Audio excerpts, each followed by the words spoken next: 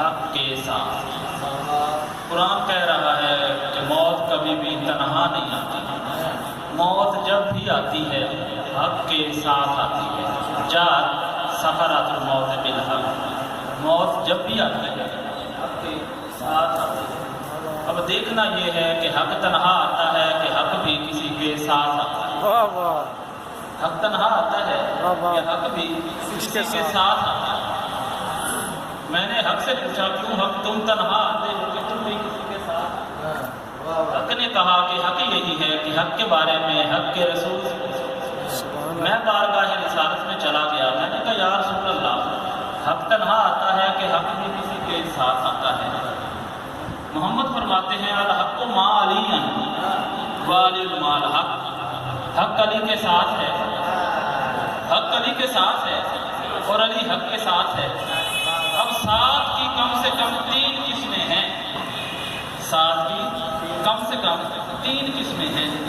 آپ میرے بڑے بھائی ہیں، ہم کہیں جا رہے ہیں، آپ مجھ سے 2 قدم آگے ہیں، آپ بھی ساتھ ہیں۔ خاور بھی مجھ سے چھوٹا ہے، یہ مجھ سے 2 قدم پیچھے ہے، یہ بھی ساتھ ہے۔ کوئی میرے ساتھ شانہ بشانہ ہے، وہ بھی ساتھ ہے۔ 2 قدم آگے والا بھی ساتھ ہوتا ہے، 2 قدم پیچھے والا بھی ساتھ ہوتا ہے، اور شانہ بشانہ والا بھی ساتھ ہوتا ہے۔ اعلان کیا ہے نبی نے حق علی کے ساتھ ہے اور علی حق کے ساتھ ہے۔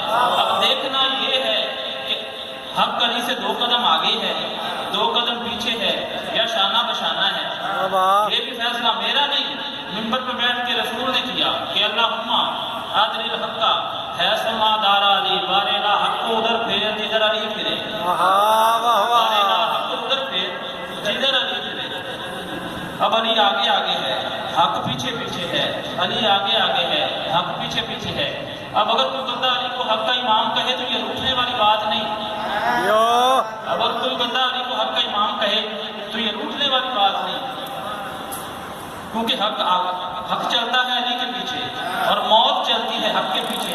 اب ایک کاروان بناؤ، جاءت سکرات الموت بالحق، اب ایک کاروان بناؤ، آگے علی پیچھے حق پیچھے موت، آگے علی پیچھے حق پیچھے موت۔ اس قافلے کی ترتیب کو دیکھ کے یہ فیصلہ کرنا پڑتا ہے کہ مرنے والے کے پاس موت بہت بعد میں آتی ہے، علی بہت پہلے آ جاتا ہے، علی بہت پہلے آ جاتا ہے۔